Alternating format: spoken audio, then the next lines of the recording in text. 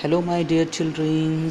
Last period we have begin 1.1 walk a little slower. मागच्या तासिकेला आपण unit 1 मधील 1.1 1.1 walk a little slower, थोडं हळू चाला किंवा जरा हळू चाला चला नावाची जी कविता आहे त्या कवितेला आपण सुरुवात केलेली होती आणि त्याच्यात आपण मागच्या पिरियडला वॉर्मिंग अप चिटचॅट जे क्वेश्चन्स आहेत, जे पॉईंट्स आहेत त्याच्याविषयी आपण सविस्तरपणे माहिती जाणून घेतली.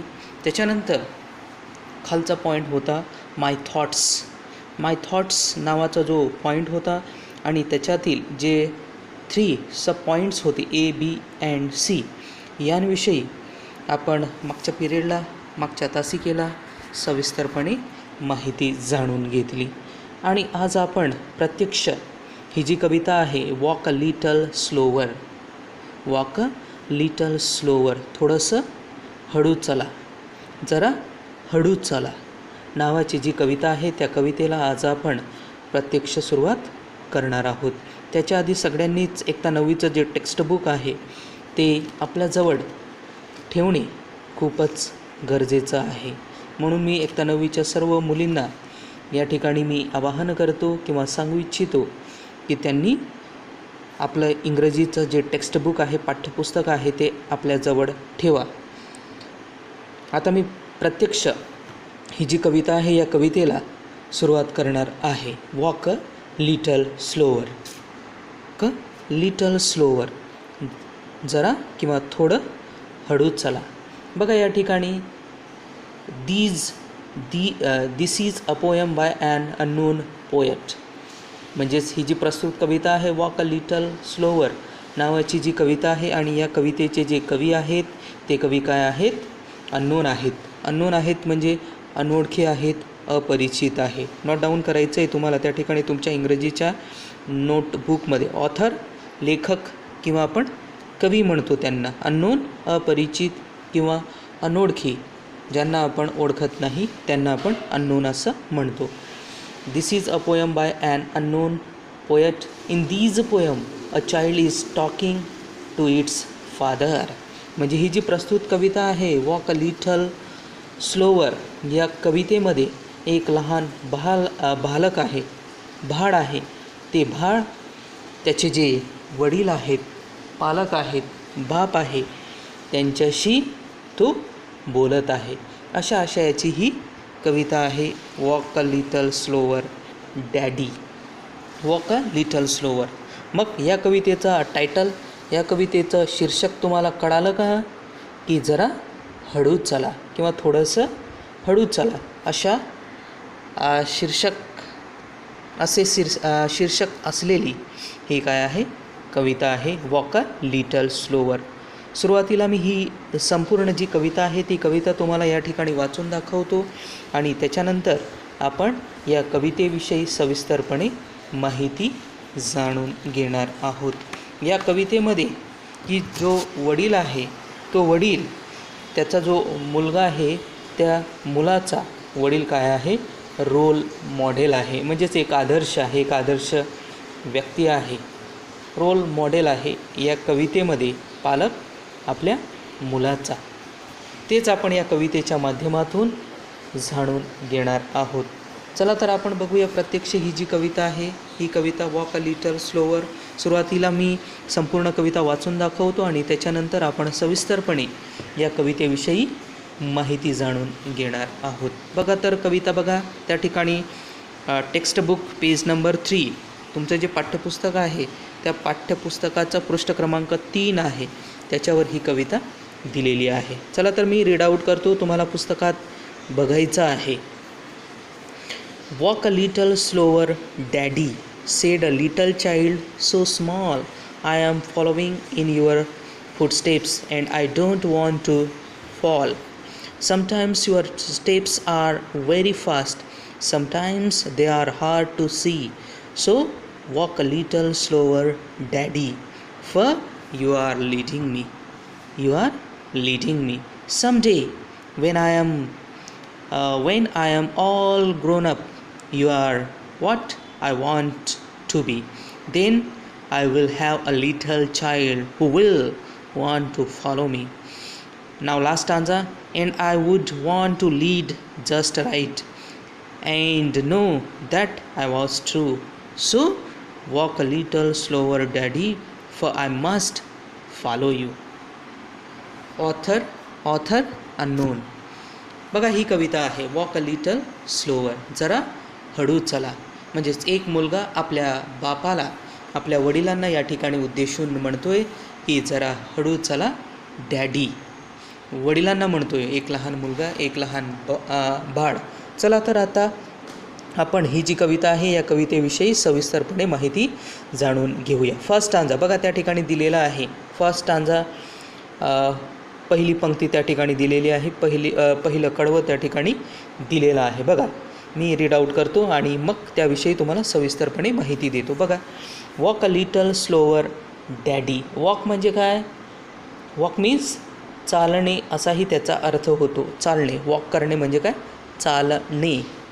स्लोवर म्हणजे हळू किंवा सावकाश.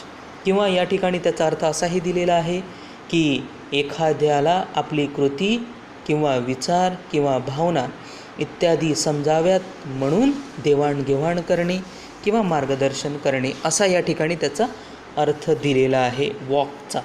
कळालं का? ओके. या ठिकाणी बघा की walk a little slower daddy said a little child so small. Small म्हणजे लहान, चाइल्ड म्हणजे बालक किंवा भाड. बघा या ठिकाणी की walk a little slower daddy said a little child so small, की जरा किंवा थोडंसं हळू चला डॅडी, बाबा. Sed a little child so small, एक लहानसं जे बालक आहे, भाड आहे, ते आपल्या वडिलांना म्हणतं आहे की बाबा जरा हळू चला. असं लहान बालक आपल्या वडिलांना या ठिकाणी म्हणतं आहे. मग ही जी पहिली पंक्ती आहे, पहिलं जे कडवं आहे, त्या पहिल्या कडव्याच्या सुरुवातीच्या ज्या 2 लाईन्स आहेत, 2 ओळी आहेत, त्या तुम्हाला कळाल्या का? समजल्या का? Walk a little slower daddy said a little child so small, की जरा हळू चला, थोडंसं हळू चला डॅडी, बाबा. Sed a little child so small, एक छोटंसं लहानसं बालक आपल्या वडिलांना या ठिकाणी म्हणतं आहे की बाबा जरा हळू चला. असं लहान बालक का म्हणतं आहे? की आपल्या वडिलांना असं का म्हणतं आहे ते लहान भाड की बाबा जरा तुम्ही हळू चला? असं लहान बालक आपल्या वडिलांना का म्हणतं आहे ते खालच्या ओळीमध्ये दिलेलं आहे. काय म्हणतं आहे ते? की I am following in your footsteps and I don't want to falls. I am following in your footsteps. Following म्हणजे काय? Following means what? या ठिकाणी पाठीमागे येणे किंवा पिछा करणे असंही त्याचा अर्थ होतो. किंवा फॉलोविंग इन युअर फुटस्टेप्स एक अर्थ असाही या ठिकाणी होतो. एक अर्थ असाही होतो, काय होतो?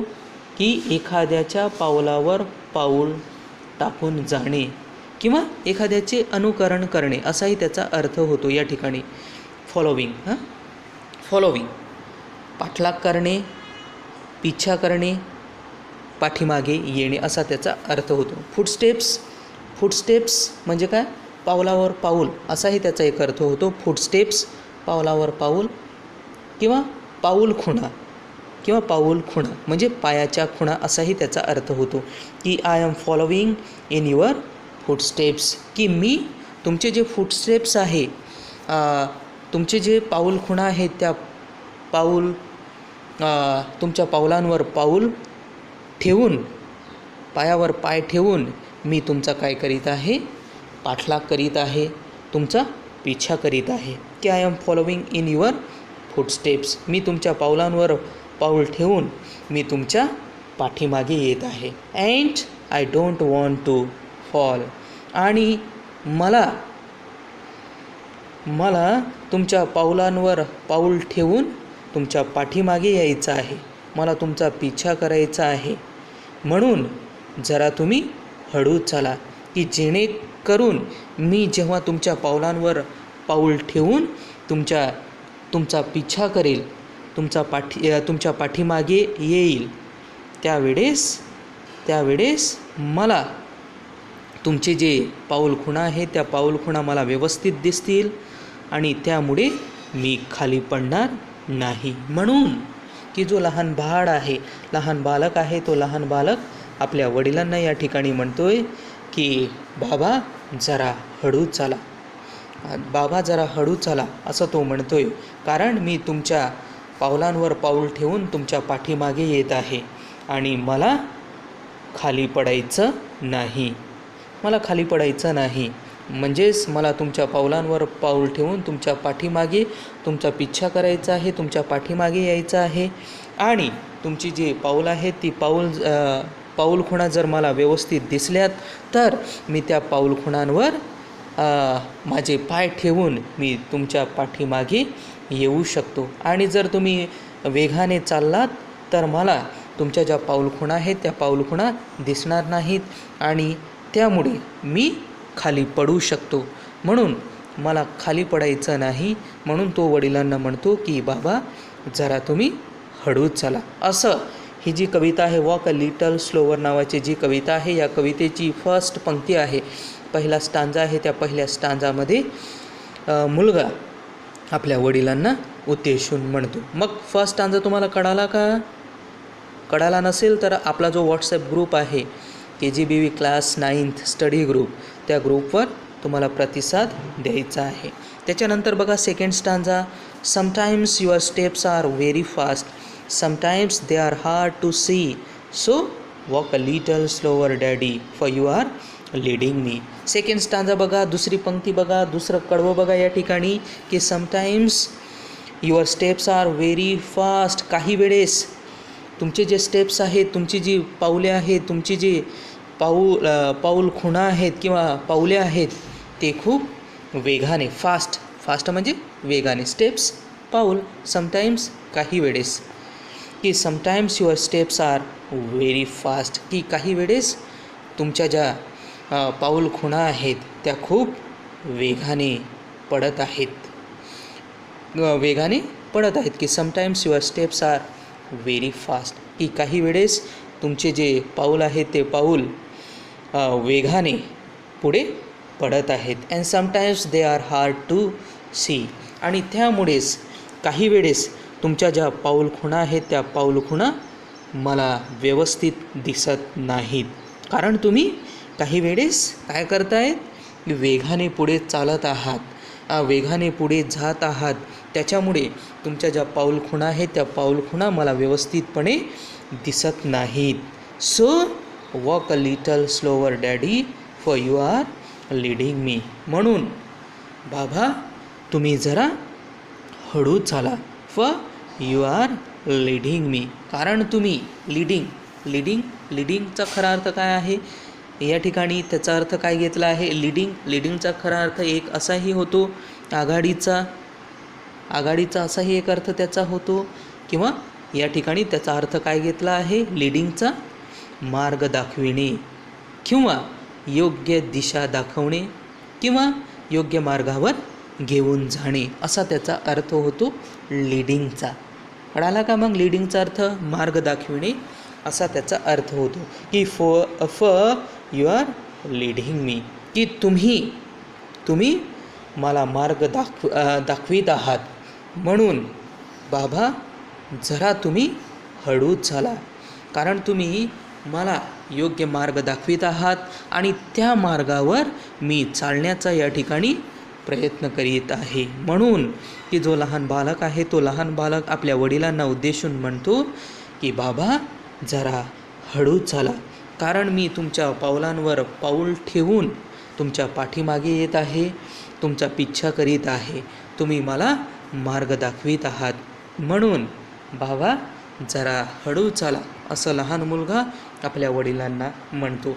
म्हणजेच ही जी कविता आहे वॉक अ लिटल स्लोवर नावाची जी कविता आहे, या कवितेचा जो सेकंड स्टांजा आहे तो तुम्हाला या ठिकाणी कळाला का, की sometimes your steps are very fast, की काही वेळेस तुमच्या ज्या पाऊलखुणा आहेत, तुमचे जे पाऊले आहेत ते पाऊले खूप वेगाने पुढे पडत आहेत.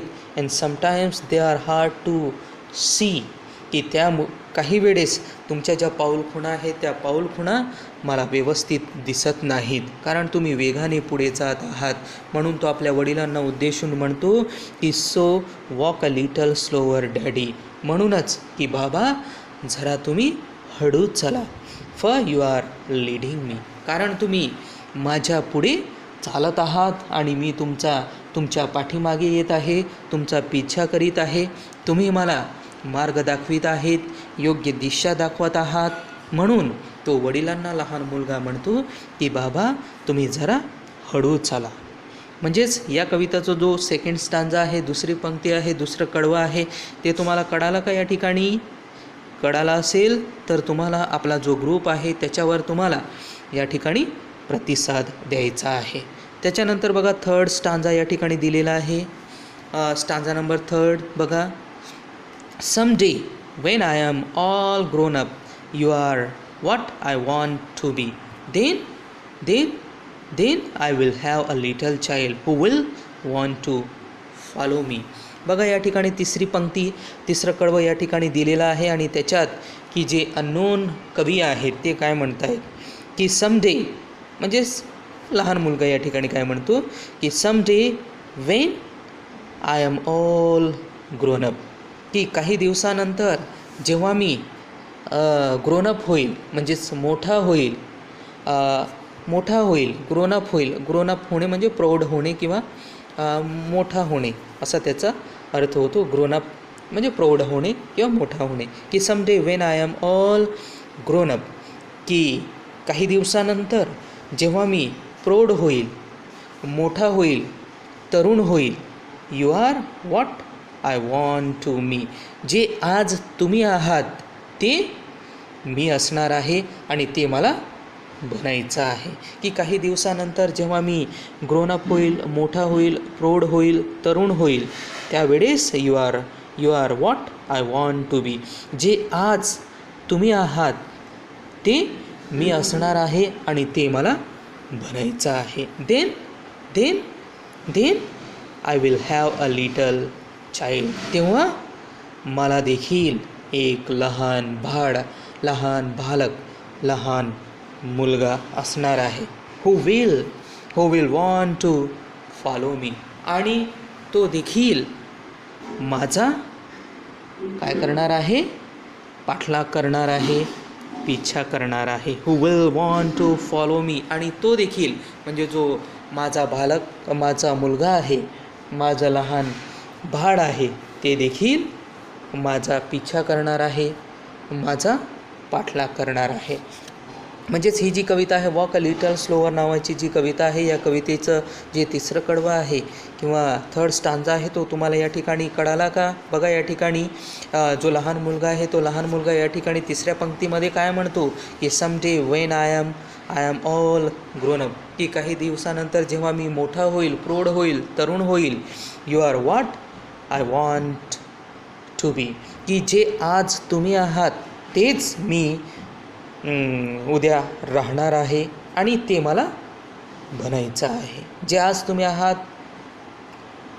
तो मी असणार आहे आणि ते मला बनायचं आहे. Then I will have a little child, आणि तेव्हा मला देखील एक लहान बाळ असणार आहे, लहान मुलगा असणार आहे. Who will want to follow me, आणि तो देखील माझा काय करणार आहे? पिच्छा करणार आहे, पाठीमागे येणार आहे. मी दाखवलेला जो मार्ग आहे, मी दाखवलेला जो रस्ता आहे, त्या रस्त्यावर, त्या मार्गावर तो देखील चालण्याचा या ठिकाणी प्रयत्न करणार आहे. म्हणून तिसऱ्या पंक्तीमध्ये की जो कवी आहे लहान मुलगा तो या ठिकाणी असं म्हणतो. त्याच्यानंतर शेवटची पंक्ती या ठिकाणी बघा, शेवटचं कडवं या ठिकाणी बघा, फोर्थ स्टांजा बघा, चौथी पंक्ती बघा, मी रीड आउट करतो या ठिकाणी. And I would want to lead just right and know that I was true, so walk a little slower daddy, for I must follow you. म्हणजेच या ठिकाणी की शेवटची जी पंक्ती आहे त्या शेवटच्या पंक्तीमध्ये जो लहान मुलगा आहे तो लहान मुलगा या ठिकाणी आहे तो या ठिकाणी म्हणतोय बघा and I would want to lead just right. Right म्हणजे योग्य, जस्ट म्हणजे फक्त किंवा केवळ. And I would want to lead just. या ठिकाणी कवी म्हणतो की त्यावेळेस मात्र मला माझ्या मुलाला योग्य मार्ग दाखविणे गरजेचे असणार आहे. And I would want to lead just right. त्यावेळेस की जेव्हा मी ग्रोनअप होणार आहे आणि मला एक लहान बाळ असणार आहे, लहान मुलगा असणार आहे, त्यावेळेस मात्र मला माझ्या मुलाला योग्य मार्ग दाखविणे गरजेचे असणार आहे. And know that I was true. आणि मला खात्री असेल की त्यावेळी मी नक्की बरोबर असेल. And know that I was true. आणि मला खात्री असेल की त्यावेळेस मी नक्की बरोबर असेल ही याची मला खात्री असेल. So walk a little slower daddy. म्हणूनच बाबा, डॅडी जरा हळू चला, असं या ठिकाणी जो लहान मुलगा आहे तो लहान मुलगा आपल्या वडिलांना उद्देशून म्हणतो. I must follow you. I must follow you. Follow म्हणजे पाठलाग करणे, पिच्छा करणे. I must follow you. येथे फॉलो करणे म्हणजे पाठलाग करणे नव्हे.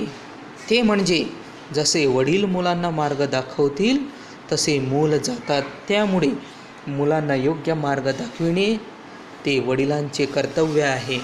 आणि जे लहान बालक आहे त्या लहान बालकांचं देखील किंवा मुलांचं देखील कर्तव्य आहे की वडिलांनी जो योग्य मार्ग दाखविलेला आहे त्या योग्य मार्गावर चालणे हे लहान मुलांचं किंवा बाळाचं देखील काय असणार आहे, कर्तव्य असणार आहे. म्हणूनच या कवितेचं शेवटची जी पंक्ती आहे ती पंक्ती तुम्हाला या ठिकाणी कळाली का?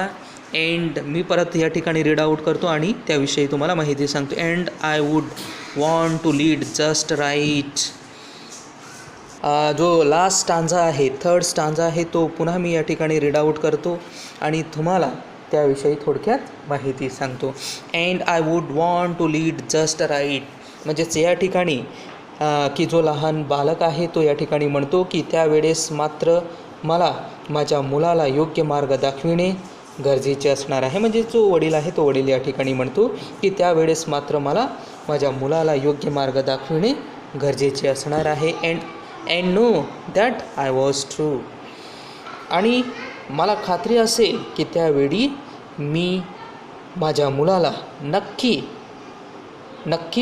बरोबर असेल. म्हणजेच त्यावेळेस मला खात्री असेल की त्यावेळी मी नक्की बरोबर असणार आहे. So walk a little slower daddy I must follow you. म्हणूनच की बाबा जरा हळू चला असं लहान मुलगा आपल्या वडिलांना उद्देशून म्हणतो. I must follow you. कारण मी तुमचा पिच्छा करीत आहे, तुमच्या पाठीमागे येत आहे, तुमच्या पावलांवर पाऊल ठेवून मी तुमच्या पाठीमागे येत आहे, तुमचा पिच्छा करीत आहे. तुम्ही जो मार्ग दाखविलेला आहे त्या मार्गावर मी या ठिकाणी येत आहे. म्हणूनच की जो लहान मुलगा आहे तो लहान मुलगा आपल्या वडिलांना म्हणतो की बाबा जरा हळू चला. येथे फॉलो करणे म्हणजे पाठलाग करणे नव्हे. ते म्हणजे जसे वडील मुलांना मार्ग दाखवतील तसे मुले जातात. त्यामुळे मुलांना योग्य मार्ग दाखविणे हे वडिलांचे कर्तव्य असतं. आणि तसेच की वडिलांनी जो योग्य मार्ग दाखविलेला आहे त्या मार्गावर मुलांनी देखील चालणे हे त्यांचे कर्तव्य असते. अशा आशयाची ही कविता आहे की walk a little slower daddy. की बाबा जरा हळू चला अशा आशयाची ही कविता आहे. म्हणजेच प्रत्यक्षात या कवितेच्या माध्यमातून की जे लहान बालक आहे ते लहान बालक आपल्या वडिलांना या ठिकाणी उद्देशून म्हणत आहेत. म्हणून ही जी कविता आहे वॉक अ लिटल स्लोवर की जरा किंवा थोडं हळू चला डॅडी बाबा, ही कविता या ठिकाणी संपली. आणि या कवितेविषयी जर तुमच्या मनात काही डाऊट असतील, शंका असतील तर त्या तुम्ही आपला जो ग्रुप आहे KGBV class 9th study group त्याच्यावर देखील तुम्ही चर्चा करू शकता किंवा मला वैयक्तिक प्रश्न देखील विचारू शकतात. बघ या ठिकाणी आज आपली जी ही कविता आहे वॉक अ लिटल स्लोवर नावाची जी कविता आहे ती कविता या ठिकाणी संपलेली आहे आणि याच्यावर आधारित जे वर्कशॉप आहे ते मात्र तुम्हाला उद्या कंप्लीट करून आपला जो KGBV class 9th study group आहे त्या स्टडी ग्रुपवर मात्र तुम्हाला सगळ्यांनाच जो वर्कशॉप आहे किंवा स्वाध्याय आहे किंवा जो गृहपाठ आहे तो पूर्ण करून या ग्रुपवर तुम्हाला लिहून टाकायचा आहे. बघा एकता 9वीचे जे मुली आहेत त्या मुली आपल्या ग्रुपवर खूपच कमी प्रतिसाद देत आहेत, खूपच कमी रिप्लाय देत आहेत. जर तुम्हाला काही अडचणी असतील, समस्या असतील तर त्या तुम्ही आम्हाला फोनने संपर्क साधून देखील सांगू शकतात आणि त्या आम्ही सोडवण्याचा या ठिकाणी प्रयत्न करू शकतो. थँक्यू. धन्यवाद.